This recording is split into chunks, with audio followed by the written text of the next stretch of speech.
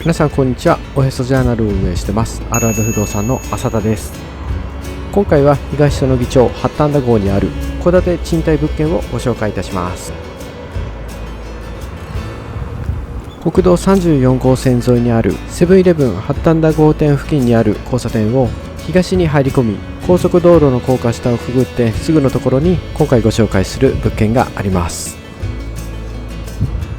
国道からも少し離れているので車の走行音なんかもなく、とても静かな地域になります。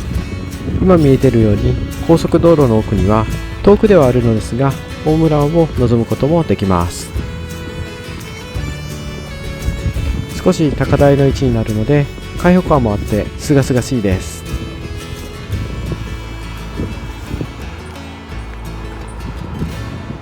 はい、こちらが大村湾になります。こちらの海岸沿いには防波堤なんかもあって釣りを楽しまれる方もいらっしゃるようです。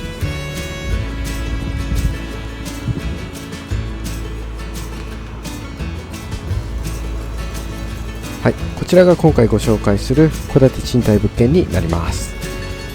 建物は4、50年の物件になっていますが、建物内の床などはところどころ張り替えなどリフォームが行われています。物件のすぐ隣にはこのように水路が流れています。水が流れる音を聞けるのもこの物件の特徴で風情がありますね。敷地の下にはこのようなスペースもありました。駐車スペースにするには少し狭いようです。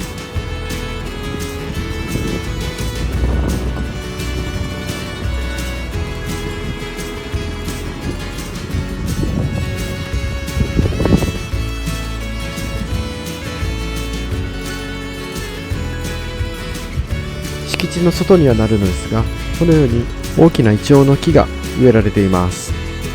秋には黄色く色づいて季節を感じることができそうです。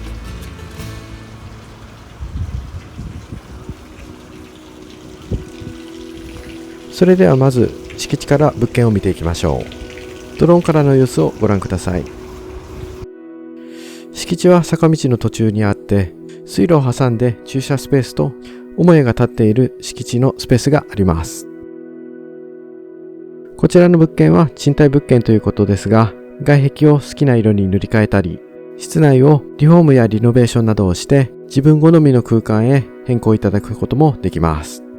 国道からも近いし、駐車スペースも広めなので、店舗として活用されるのも良さそうです。車の往来などはあまり多くない地域にはなりますが、前面道路も広く、車の出入りはしやすい印象です。高速道路と大村湾の風景も特徴的です。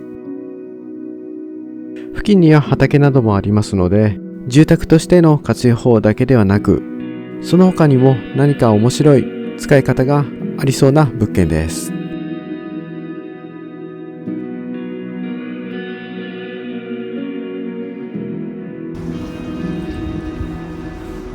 それでは敷地から見ていきましょう。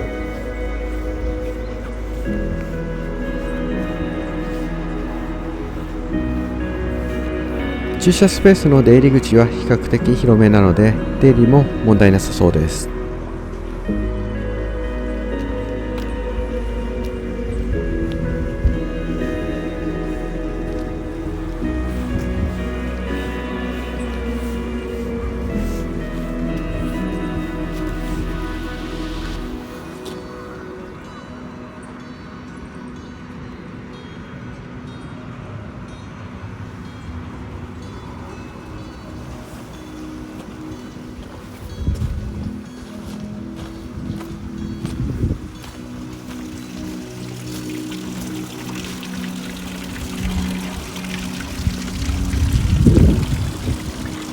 水路にかけられた橋にはこのように屋根も設置されています。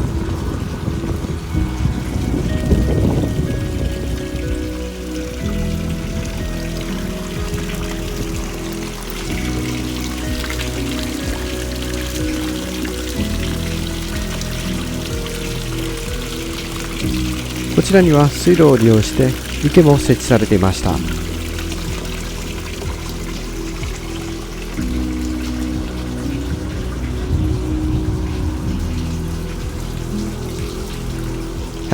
ちらが建物の外観になります。増築などがちょこちょこ行われていて、外観はカラフルな印象ですが、塗装などを行って色を統一させるのも良さそうです。水路沿いにはこのように通路もあります。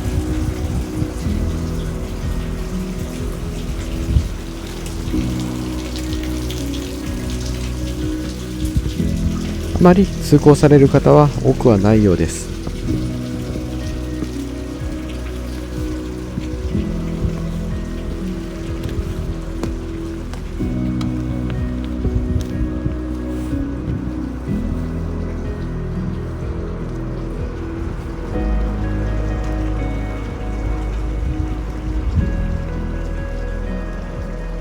建物の裏にあるこちらのスペースは農地になっていて、こちらも畑スペースとしてお貸しいただけるとのことです。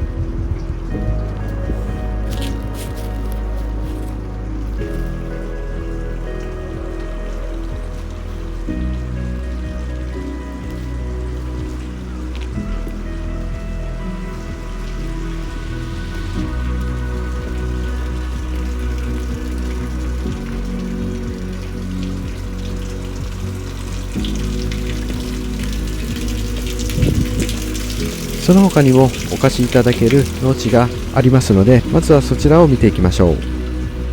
畑に使用するには少し難しいのですが、ここもお貸しいただけます。次に道を挟んで、こちらの土地も使用することができるとのことです。草刈りなどは大変そうですが、野菜作り以外にいろんな活用法が見出せそうな敷地になっています。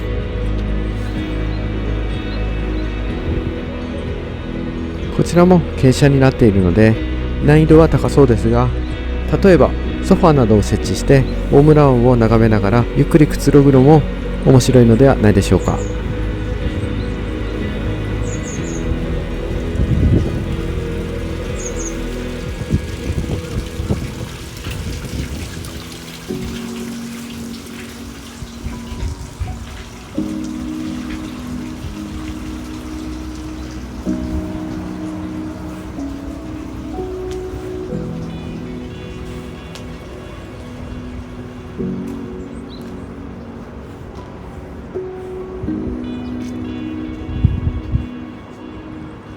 住宅として使用される場合はもちろん、お店を始めたり企業などを検討されている場合、不動産を購入するとなるとやはりそれなりの覚悟が必要になりますが、今回の物件は賃貸ですので、購入に比べると比較的気軽にチャレンジしやすいのではないでしょうか。そして母屋の裏にはこのように倉庫スペースもありました。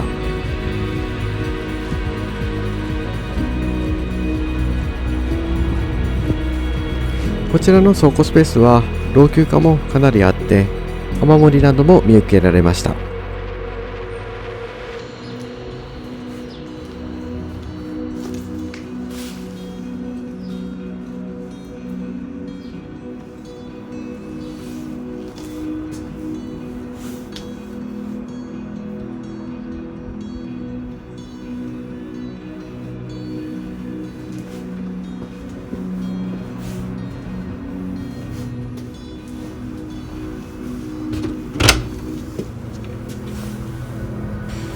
こちらも床などが抜けていたり、天井には雨漏りも見受けられました。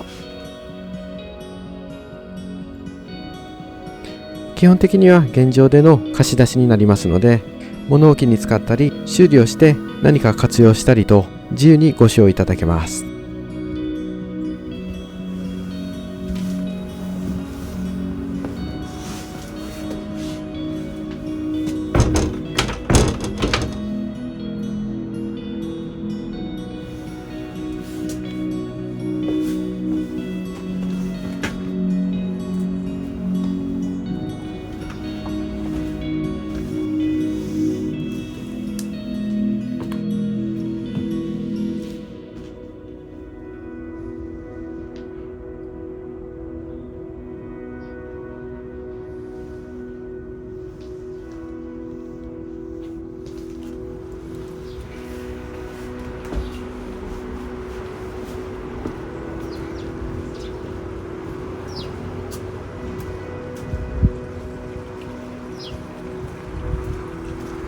それでは母屋を見ていきましょう。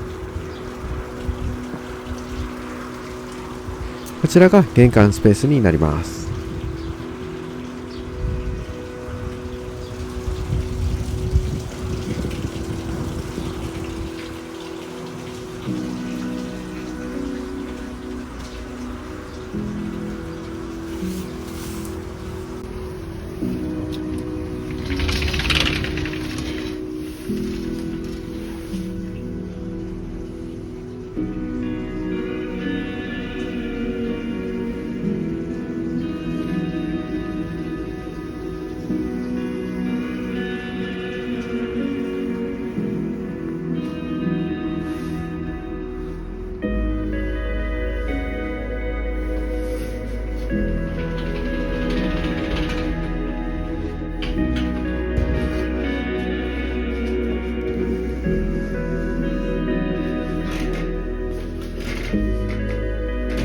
玄関を入って左側が座敷のスペースになってます。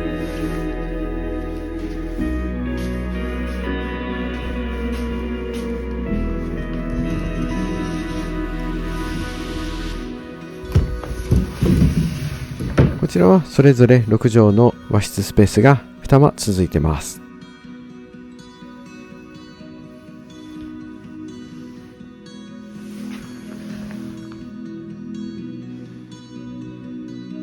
畳なども傷が見受けられました。そして縁側の奥部分にはこのように一段下がった増築スペースも設置されています。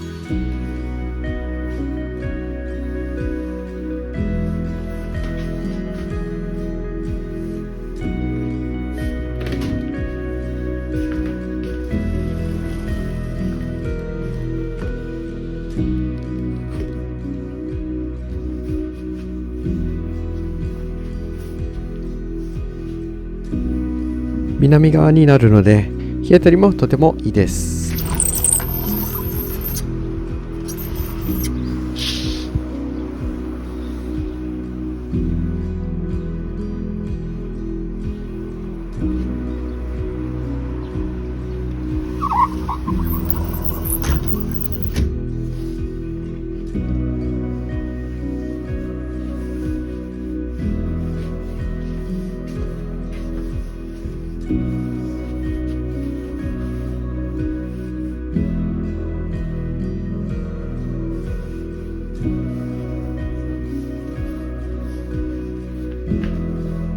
床はリフォームによりクッションフロアが設置されています。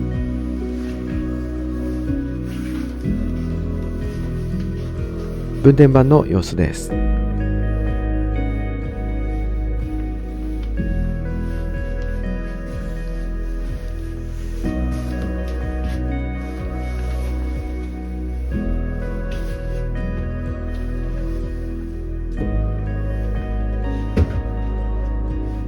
天井部分などはこのように当時のまま砂壁などが残されています。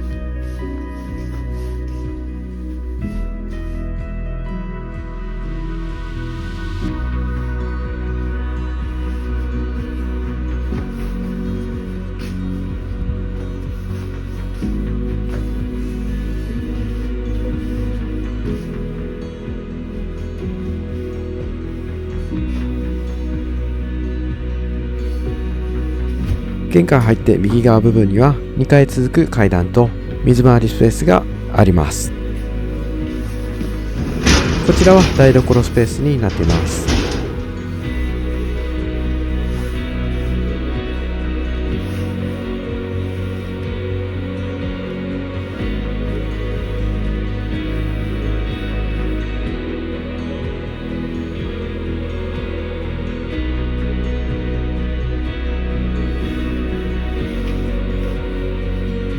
キッチンもやはり使用感はありますが、そのままご使用いただくこともできます。換気扇は比較的きれいに保たれていました。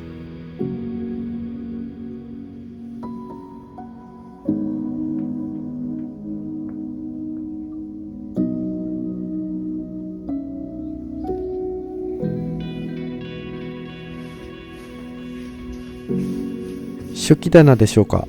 中の模様がとても可愛らしいです。こちらには床下収納が設置されています。次に居間部分に行ってみましょう。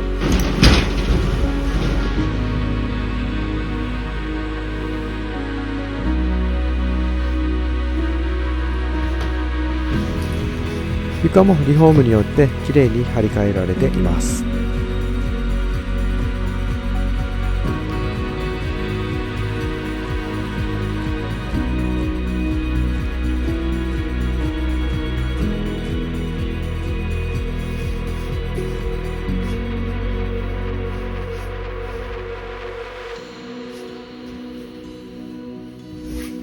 コンセントなども古いタイプのものが設置されていました。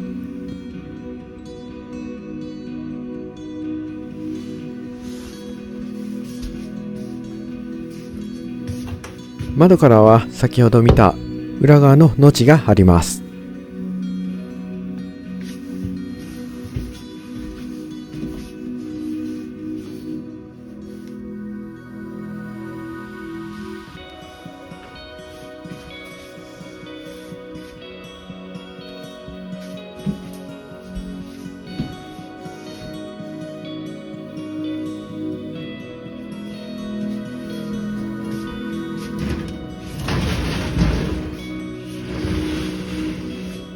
こちらにも洋室の部屋が設置されています。今回も広角レンズを使用していますので、実際の部屋の広さより広めに映っているかと思われます。こちらの部屋は床や壁、天井などリフォームが行われていますので、新品同様の作りになっています。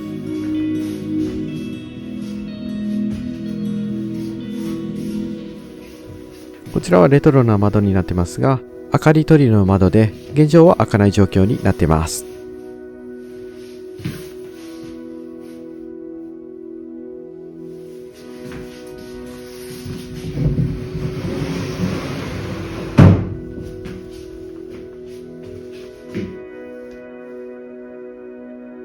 押し入れ部分は当時のままの状態のようです。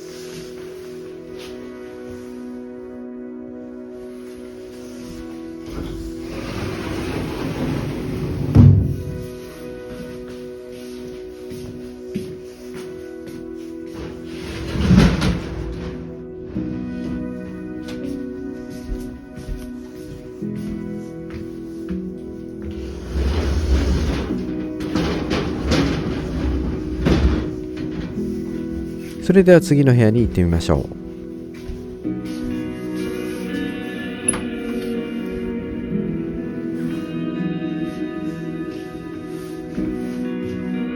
こちらの部屋も一部増築になっていて、部屋が細切れの状態になっています。こちらには段差が見られました。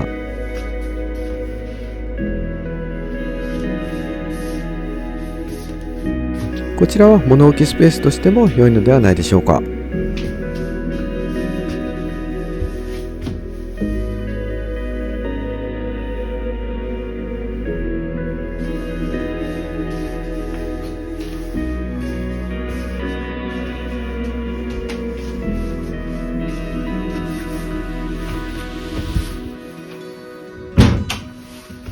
次に水回りスペースに行ってみましょう。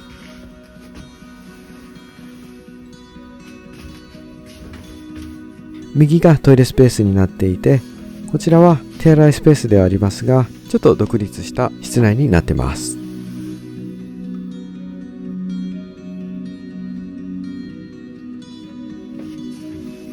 トイレは汲み取り式になっています。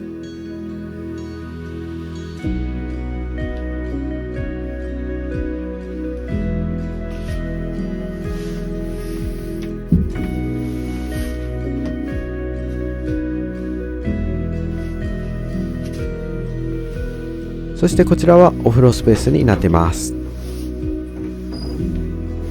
お風呂と洗面台スペースが同じ空間内で独立しています。こじんまりとした空間になっていて、タイルの模様や壁紙の模様など、とても可愛らしいレトロな雰囲気になっています。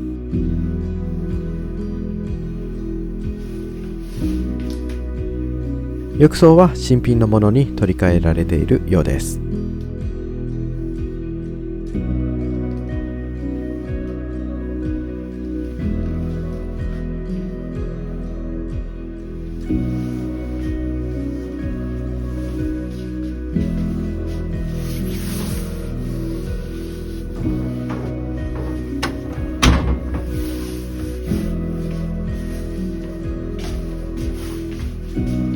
それでは次に2階へ行ってみましょう。こちらの建物は2階部分が増築されているようですので、階段の作りが少し急になっています。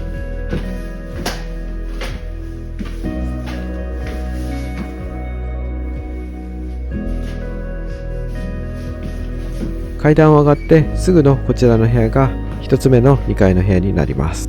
こちらは日当たりも良く、見晴らしもとてもいい場所になっています。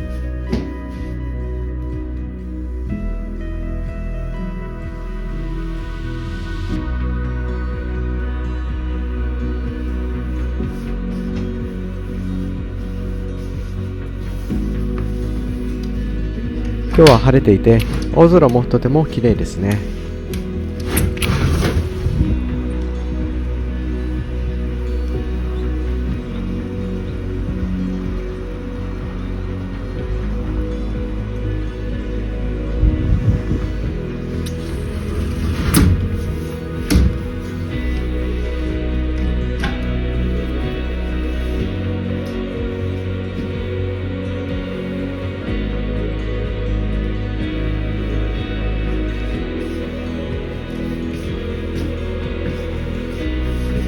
奥の部屋にも行ってみましょう。こちらにはまた4段の階段が設置されていました。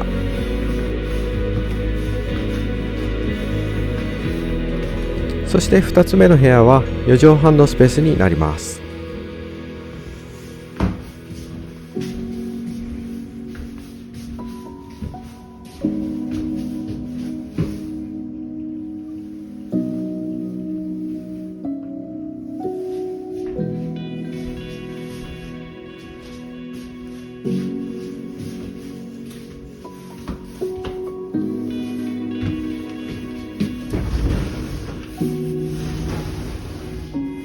こちらも4畳半スペースになります。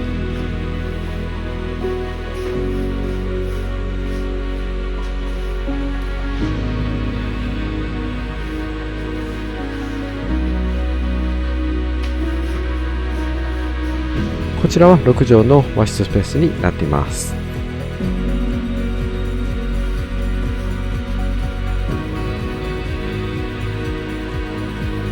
天井は珍しいタイプのものが使用されていました。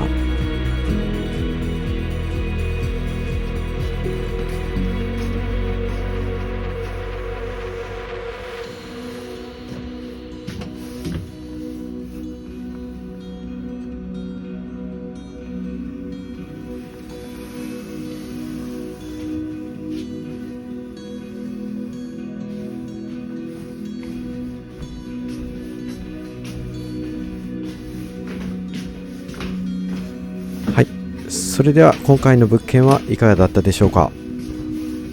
住居スペースとしてはもちろんですが、その他にも静かな環境を生かして起業したり、店舗としての活用もぜひお勧めしたい物件です。ぜひご検討ください。